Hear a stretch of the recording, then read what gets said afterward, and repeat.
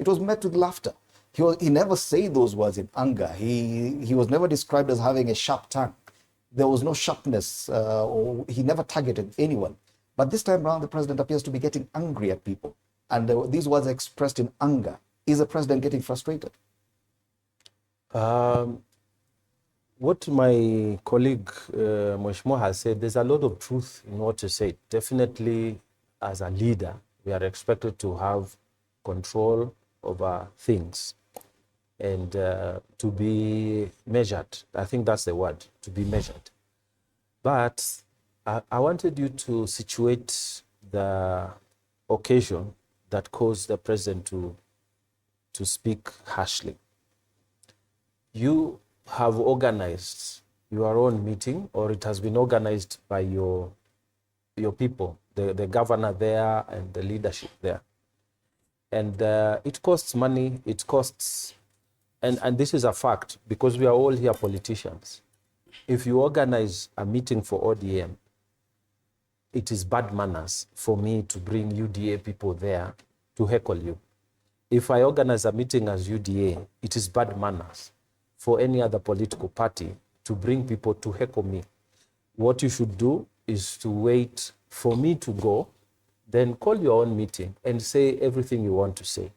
So for the head of state, that meeting basically was quite rowdy, because I saw clips of other leaders speaking, and every leader who was trying to speak, there are these people who would heckle them. So you are not able to explain your points. You are not able to explain the issues, the facts, and all that, and you can feel it gets difficult in those frustration, right? In those circumstances. So sometimes, especially if, let's say, I have something good to tell you, and the other people are just making sure that I don't pass that message, you can get a bit unsettled. Let me put it that way.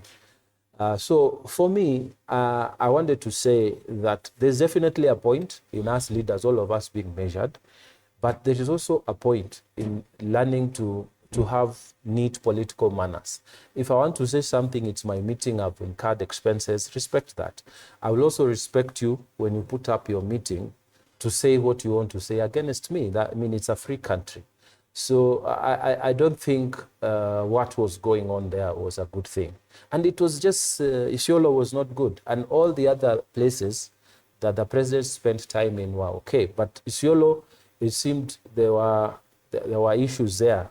Every leader who was trying to speak, there were problems. Yeah, this headline speaks of instances beyond what happened in Isiolo. When he referred to evil spirits, was at a very calm event, and he was talking about general opposition to his policies, and said there appears to be some evil spirits, and no one was heckling him then. Yeah, okay. Definitely, the president is getting frustrated generally. I disagree with you, Fred. It depends where you are situating the meeting. I remember a time when our former president, when we were pushing him, at that time we were on the other side together, when we were pushing him to run, and State House then under Mwai Kibaki was telling him, no, he shouldn't run, we should support Mudavadi.